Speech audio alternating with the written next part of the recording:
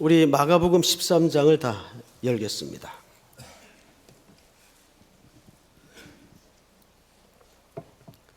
마가복음 13장 전체 내용은 별명이 하나 있어요.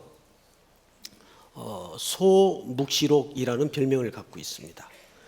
묵시록이라는 말은 사실 계시록의 다른 말이 되기도 하는데 그만큼 마지막 날에 대한 징조와 설명을 이 내용에서 담고 있죠. 우리는 보통 시대의 변화에 따라서 언제 이 세상이 끝이 날 것인가에 대한 종말의 관점에 굉장히 많은 관심을 갖고 있어요. 요즘 그 유튜브 동영상에 소리 소문 없이 돌아다니는 영상 많은 분들이 보시고 또 긴장도 하고 걱정들을 하실 거예요. 장성 출신의 예비역 그 장성이 강의하는 그분이 장로님인지 집사님인지 모르겠는데 땅굴 사건을 간증하는 분이 한 두어 분 있습니다. 한 분이 아니더군요. 그리고 이제 또 하나는 여자분인데 아무개 전도사라고 그분이 지금 11번까지 예언의 메시지를 전했나요? 어쨌든 지난 9월서부터 계속 12월 한국 전쟁설에 대해서 유포를 하고 있습니다. 그래서 제가 그분의 정체에 대해서 좀 궁금해가지고 봤어요. 이름은 홍혜선. 나이는 모르겠어요. 나이는 밝혀지지 않았기 때문에. 근데 학력은 미국 그 캘리포니아에 있는 UCLA 언어학을 전공했더군요. 그리고 신학으로는 훌러 신학을 했는데 밝혀진 바에 의하면 졸업은 안 했고 다닌 흔적은 있다 그래요. 그래서 제가 이분 동영상 강의를 한 3편 정도 들어봤습니다. 들어봤는데 아주 교묘한 말장난입니다. 여러분 이런 그 예언 같은 영상에 여러분 흔들거나 속지 마시기 바랍니다. 이분이 이런 얘기를 해요. 예언과 예언의 적용은 다르다. 그러면서 요나서 얘기를 인용하더군요. 요나서의 이야기를 인용하면서 하나님이 니느웨의 성을 심판하기로 요나 선지자를 통해서 예언케 했다. 그런데 그 니느웨의 성이 멸망하고 안 하는 것은 최종적으로 하나님이 하실 일이다. 하나님의 마음을 바꿀 수도 있고 또 안 바꿀 수도 있다. 그런데 니느웨 성 같은 케이스는 하나님이 마음을 바꾸셨기 때문에 그 예언이 적용이 안 된 것이다.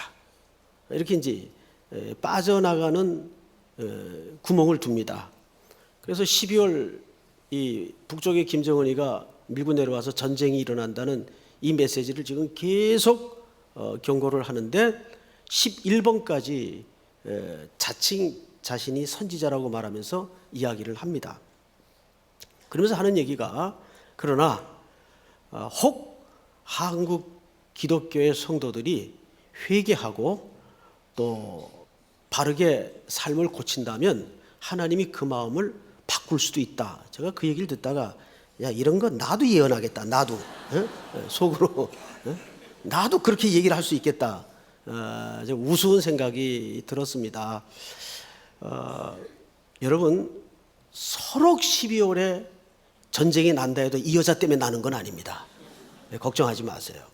그러니까 자칭 우리나라의 자칭 하나님, 자칭 예수가 무려 50여 분이 활동을 하시는데 난 참 내가 뽑아왔어요. 이 전부 다 A4 용지로 2장이에요. 2장.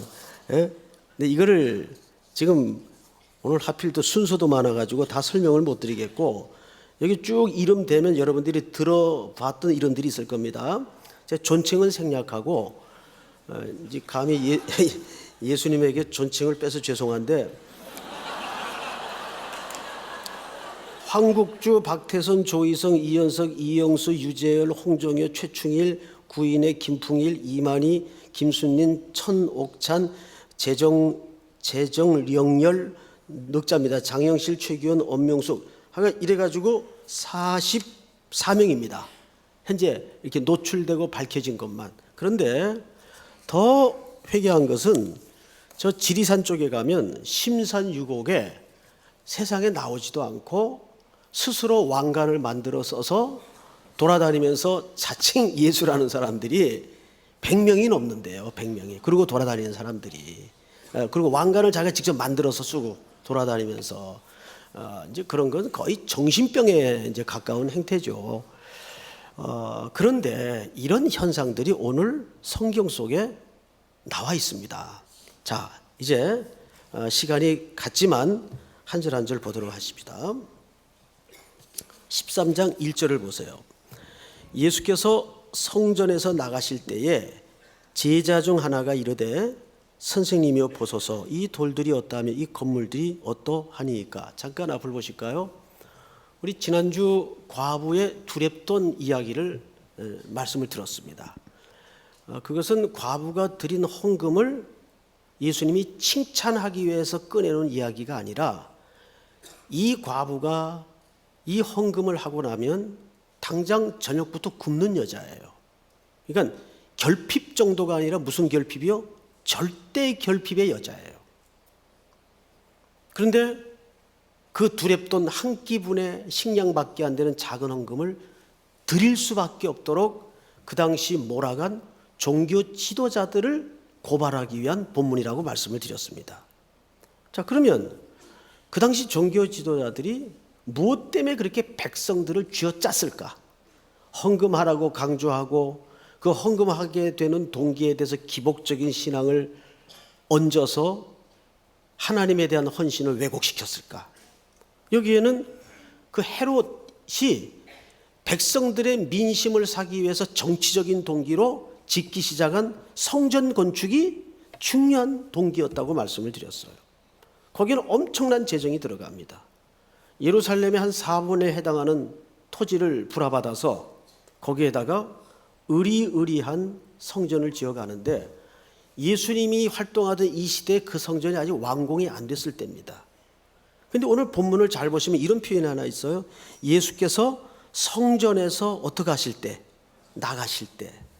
예수님은 성전 안에서 하나님의 말씀을 백성들에게 가르치시기를 굉장히 즐겨 하셨어요. 그래서 곳곳에서 성전 안에서 하나님의 말씀을 가르치는 예수님의 모습을 발견할 수 있었습니다. 그런데 예수님이 그 성전에서 나가십니다. 이제는 우상이 되어버린 성전과 예수님이 결별을 하는 거예요. 이제는 나가십니다. 그리고 나가는 과정 속에서 제자들이 물어요. 묻는 질문 속에 이런 표현이 하나 있습니다. 선생님이여 보소서 이 돌들이 어떠하며 이 건물들이 어떠하니까. 하얀 대리석으로 으리으리하게 올라가는 지어지고 있는 헤롯 성전의 그 위용스러움을 바라보면서 예수님에게 물었던 질문이에요. 이 돌들이 어떠하겠습니까? 그런데 예수님이 일고의 가치도 없이 이런 대답으로 매듭을 짓습니다. 예수께서 이르시되 네가 이 큰 성전을 보느냐입니까? 건물을 보느냐입니까? 건물을 보느냐. 건물을 보느냐.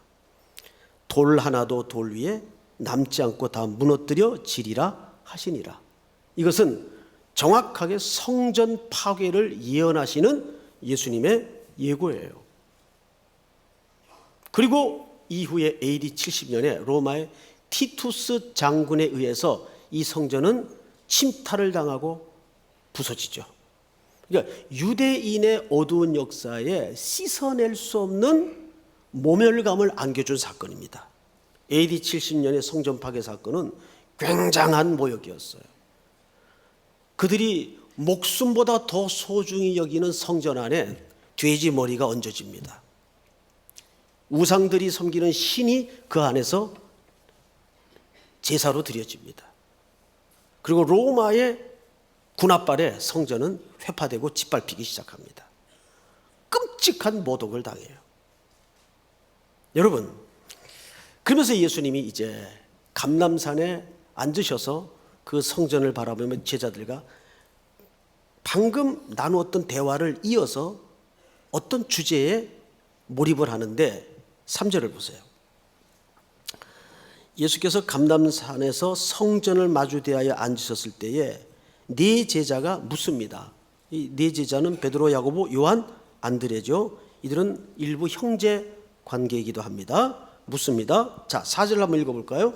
시작. 우리에게 이르소서 어느 때에 이런 일이 있겠사오니 이 모든 일이 이루어지려 할 때에 무슨 징조가 있사오리까? 네, 여러분 이제 제자들의 질문을 잘 검토해 보십시오. 제자들이 물었던 이 종말에 대한 질문의 초점이 이렇게 물었습니다. 우리에게 이르소서 어느 때에 이런 일이 있겠습니까? 어디에 관심을 두었죠? 시기에 관심을 두었어요. 시기. 그러니까 종말론을 미혹시키는 가장 중요한 동기가 바로 이런 질문들 때문입니다. 우리 일반 기독교인들 가운데에도 종말을 생각할 때 항상 두 가지에 관심을 갖죠. 어느 때 그런 일이 일어나겠느냐? 그럼 그때가 되면 무슨 징조가 나타나느냐? 이것이 항상 기독교인이건 기독교인이 아니건 갖는 종말에 대한 잘못된 관심이에요. 무슨 관심이라고요? 잘못된 관심이에요. 여러분 사도행전 1장을 한번 볼까요? 사도행전 1장을 찾아보세요. 1장 6절부터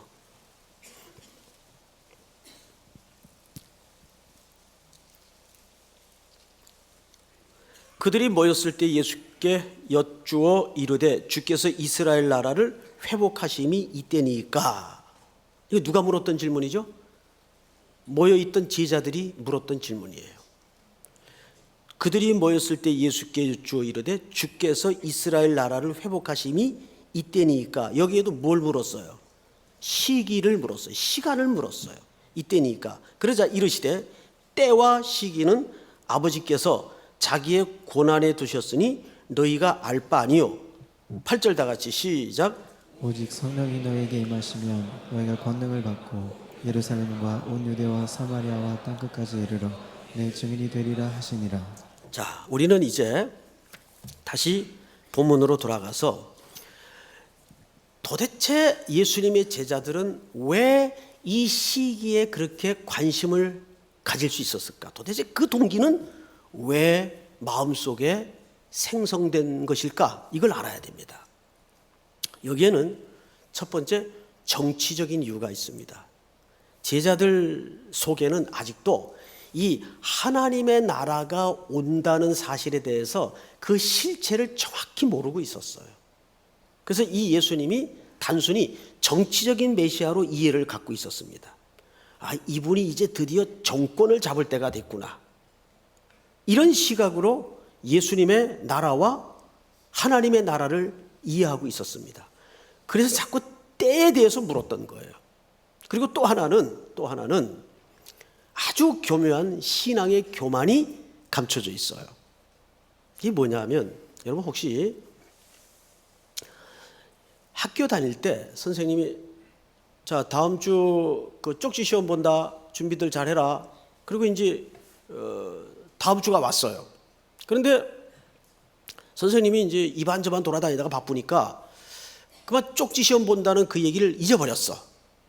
그래서 이제 수업을 막 하시면서 거의 수업이 끝날 때쯤 자 질문 없나? 자 그러면 오늘은 수업을 이것으로 끝 하려고 그러는데 중간에 꼭 이런 애들이 있죠. 선생님 시험 안 봐요? 그냥 죽이고 싶죠 그럴 때는. 선생님 시험 안 봐요? 참 내 쪽지 시험 본다 그랬지. 그런데 문제는 뭐냐면 선생님이 잊어버린 게 문제가 아니에요. 선생님이 시험 안 봐요 라고 물은 걔는 시험 준비를 안 한 아이일까요? 한 아이일까요? 그렇지. 나는 자신 있다 이거예요. 나는 준비됐다 이거예요. 누가? 제자들이. 이해가 돼요 여러분? 제자들은 나는 자신 있고 준비됐다 이거예요. 이것은 가장 그 왜곡된 신앙의 한 단면이에요. 그런데 여러분 우리 기독교인들이 세상 사람들 앞에 갖는 인식이 그런 비슷한 인식이 있는 거 아십니까? 굉장히 깊이 박혀져 있습니다. 난 너희들하고는 달라. 이런 거예요. 이게 바리새인들이 가졌던 신앙의 패턴입니다. 제자들이 그렇게 때와 시기에 대해서 질문했던 의도가 바로 그 부분입니다. 신앙의 교만함이에요. 그리고 도래하고 있는 하나님의 나라에 대해서 잘못된 인식을 갖고 있었던 겁니다. 근데 이제 여기서 문제가 하나 생겨요. 뭐냐면 아까 사도행전 1장에 보니까 예수님이 시기와 때를 묻는 제자들의 질문에 답을 해요, 못해요? 답을 안 해요. 그거는 아버지만 아시느니라. 천사도 모르고 아버지만 아시느니라. 자, 오늘 본문을 좀 보십시다. 6절 13장 많은 사람이 내 이름으로 와서 이르되 내가 그라하여 많은 사람을 미혹하리라. 아까 50여 명이 넘는 그 예수들, 진짜 그런 사람들이 우리는 우리끼리 늘 만나고 교제하는 고난 이 바운다리에 있으니까 그런 사람들을 만날 기회가 덜할 텐데 그 소위 영계에 보면 영적인 세계를 이렇게 거기도 이제 무림의 세계로 이해를 하자면 굉장히 넓어요. 그래서 별의별 사람들이 다 등장을 합니다. 그러니까 거기에는 좀 이렇게 정신병 같은 그 자기 착각에 살아가는 사람도 있고 정말 신앙이 골수까지 잘못된 사람도 있고 별의별 병리학적인 형태가 다 드러납니다. 그리고 자기가 스스로 착각을 하고 속죠. 어느 날 깨닫는 거예요. 내가 예수일 수도 있어. 이렇게 되는 거죠. 미치는 거지. 그렇게 돼요, 사람이. 그래서 사람이 항상 평정심과 균형을 잡고 살아간다는 게 너무 힘들어요. 너무 힘들어요. 그래서 여러분들이 건강한 신앙이라는 건 뭐냐 하면 항상 일상을 소중히 여기는 사람의 태도입니다. 그게 건강한 신앙이에요. 오늘 새날이 오고 새로운 태양이 뜨면 그날을 감사하게 여길 줄 아는 삶의 태도를 얘기합니다. 그래서 오늘 이 종말에 대한 교훈에도 사실은 그 얘기가 감춰져 있어요. 자, 그러면 우리가 한 가지 좀 짚고 넘어가야 될 신학적 주제가 오늘 좀 얘기돼야 됩니다. 결국 오늘 이 마지막 날에 벌어질 일들을 예수님이 쭉 설명하시는데 첫째, 종말이 뭐예요? 종말은 마지막 때라는 얘기죠. 그러면 언제가 종말입니까? 사랑하는 삼일교회 성도 여러분, 언제가 종말이에요? 우리 개혁주의 종말과는 정확히 외우세요. 예수님이 오신 십자가의 사건부터 다시 오실 그날까지 전체를 종말이라고 얘기를 합니다. 믿습니까? 그러니까 오늘 예수님이 이 마가복음 13장에서 소개하고 있는 이런 사인과 재난의 일들은 예수님 오신 이후뿐만 아니라 인류 역사에 이런 일들이 멈추어졌던 적이 없어요. 그리고 이런 일들은 계속 일어날 겁니다. 기근, 전쟁, 거짓 선지자. 그 홍해선 그 여자분이 자기를 공식적으로 선지자라 그러더군요. 저는 그런 분들 이제 만날 기회가 있으면 꼭 그래주고 싶어요. 난 너 보낸 적 없다 그러고 싶어요. 저까지 미치는 거죠 이제. 이 송 목사가 거기까지 가면 안 되죠. 안 되죠. 이 진짜 정신병원에서나 벌어질 수 있는 참 해프닝들이죠. 그런데 자칭 선지자, 자칭 예수, 자칭 하나님, 자칭 보혜사 너무 많이 돌아다녀요. 외국에는 아예 타운 하나를 왕국을 건설해 가지고 사는 집단들이 굉장히 많습니다. 그래서 가끔 가다 대형 집단 자살 사고가 나죠. 야, 사람들이 배운 사람들인데 어떻게 그 일이 가능할까? 여러분, 속지 마실 것은 배운 사람 안 배운 사람 아무 상관이 없어요. 영적인 문제는 말씀에 무지하고 눈이 감기면 여러분, 그래서 이단이라고 매겨지거나 불리우는 교회 가보세요. 대학 교수들이 똑똑한 사람이 다 거기 앉아 있어요. 이해가 안 되죠? 왜? 이 영적인 문제는 사람의 유무식과 배움과 덜 배움으로 되어지는 일이 아니기 때문입니다. 석학 박사라도 영적으로 눈이 멀어버리면 빠지는 거예요. 그래서 말세가 될수록 존 맥아더 같은 분은 무슨 싸움이라 그래요? 진리 싸움이라 그러는 말이 그래서 나올 수밖에 없는 겁니다. 결국은 마지막에 진리 싸움이에요. 그래서 우리 삼일교회가 특별히 젊은이들이 많은 교회인 만큼 매일마다 하나님의 말씀을 건강하게 공부하고 스스로 먹을 수 있는 실력을 길러야 돼요. 그게 정말 신앙 실력이에요. 이제 받아먹는 과정을 넘어서서 이제는 자기가 스스로 말씀을 관찰하고 말씀을 해석하고 말씀을 적용하고 그것을 삶 속에 살아낼 수 있는 결단, 이런 게 필요하단 말이죠. 그러니까 이 예수님이 말씀하신 모든 이 재난의 징조나 말세의 징조는 마지막 주님 오실 때가 되면 이런 일이 일어난다라는 차원보다는 이 종말을 살아가는 모든 이들에게 일상에서 겪을 수밖에 없는 일들을 여기 소개하고 있는 거예요. 자, 성경을 또 한번 보십시다. 그러면 우리는 이런 미혹의 시대에 어떻게 해야 되겠는가? 자, 10절을 볼까요? 10절. 우리 오케스트라 팀 전체 한번 10절 한 절만 시작. 또 복음이 먼저 왕께 전파되어야 할 것이니라. 자, 앞을 보십시다. 예수님 다시 오시는 그날까지 우리 삶의 방향과 초점은 제일 중요한 게 복음 전파입니다. 그래서 예수님이 사도행전에서도 때와 시기를 묻는 제자들에게 1절 답변을 안 하시고 주님이 몰라서 답변 안 한 게 아니라 마지막 시간을 정하는 것은 내 소관이 아니고 하나님의 소관이라는, 아버지 소관이라는 뜻입니다. 믿습니까 여러분?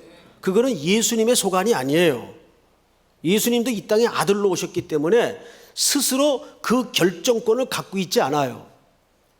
그때를 잘 몰라서 말 못한다는 개념으로 받아들여서는 안 됩니다. 예수님은 그 권한이 아버지께 있다고 정확히 얘기합니다. 그 시기와 때를 정하는 것은 아버지께 있어요. 제가 유대인의 결혼을 설명하면서 그런 얘기 드렸죠. 유대인은 결혼을 2차례에 걸쳐 1년간 진행이 돼요. 일단 정혼식을 하게 되면 신부의 집에서 이제 신부와 신랑이 각자 떨어져 1년간 삽니다. 떨어져 살 때 신랑은 자기 집에 돌아가서 신부를 데려다가 살 집을 종들과 함께 짓게 됩니다. 계속 만들어야 돼요. 집을, 신혼집을. 근데 언제까지 만들어야 되느냐? 그거는 아들의 권한이 아니에요. 아버지의 눈에 됐다 싶을 때까지 계속 만드는 거예요. 그리고 집 모양이 제대로 갖추어질 즈음 어느 날 갑자기 아버지가 불러요. 아들을. 얘 이리 오너라. 예 아버님. 그 정도면 네 신부를 데려다가 살 집으로는 충분하다. 당장 가서 아내를 데려오도록 해라. 그러면 한달음에 친구들을 데리고 신부의 집에 가서 1년 동안 신랑의 가풍과 모든 인습을 잘 훈련하고 있던 아내를 데리고 오는 겁니다. 그래서 요한복음 14장에 보면 예수님께서 내가 너희를 위하여 뭘 예비하러 가노니? 처소를 예비하러 가노니. 그러니까 유대인의 결혼을 이해하여 그런 본문들이 무슨 의미인지를 알게 됩니다. 그러니까 그와 같이 그 날은 아버지만 결정하게 돼 있어요. 그 예수님이 뭐라고 말씀하셨죠? 유명한 사도행전 1장 8절을 그래서 말씀하시는 거예요.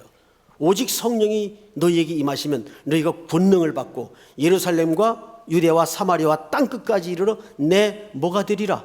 증인이 되리라. 증인이 뭐 하는 거예요?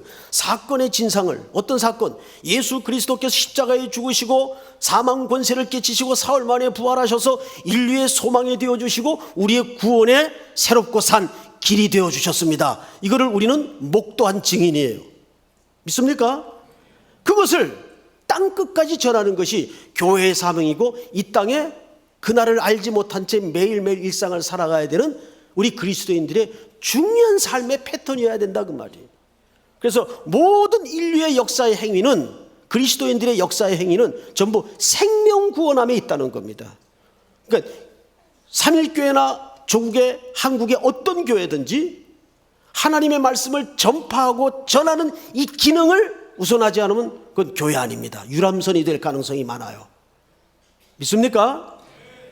땅끝까지 이르러 하나님의 복음을 실어 나르는 복음선이 되어야 됩니다. 그것이 우리가 살아서 숨쉬는 이유고 일터에 나가서 일을 하는 목적이어야 합니다. 거기 세끼 밥을 위해서 우리에게 그 일터를 주고 그 잡을 허락하신 게 아니에요.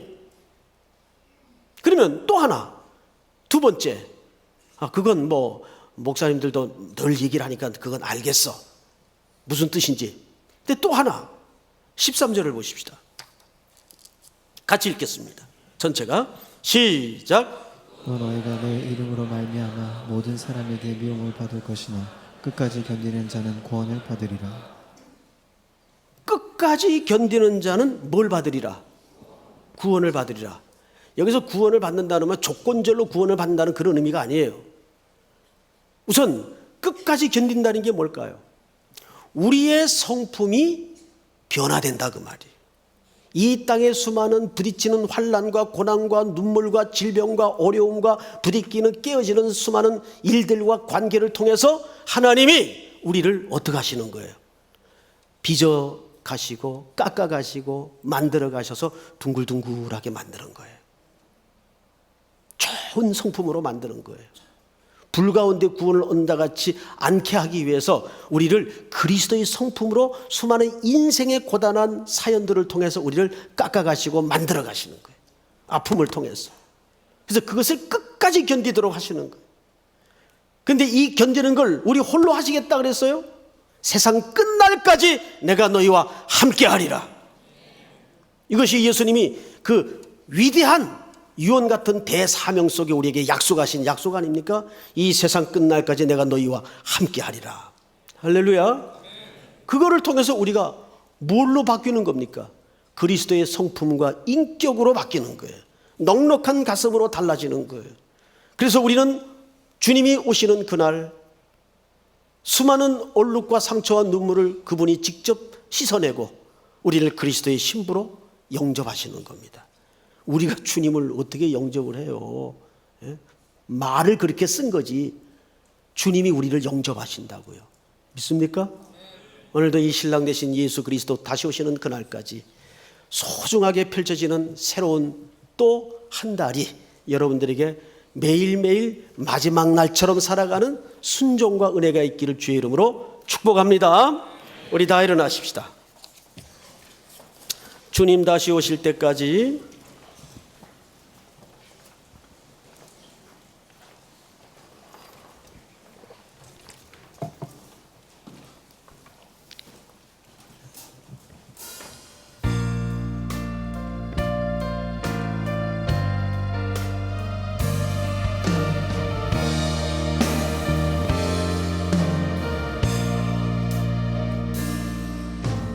주님 다시 오실 때까지 나는 주님을 보리라.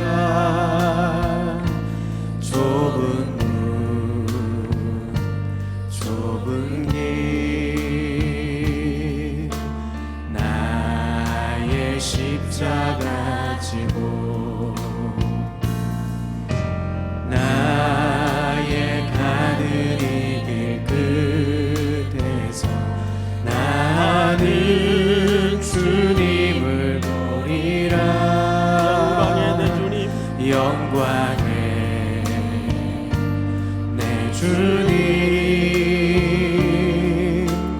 나를 맞아주시니 주님 다시 오실 때까지 나는 일어나 달려가리라.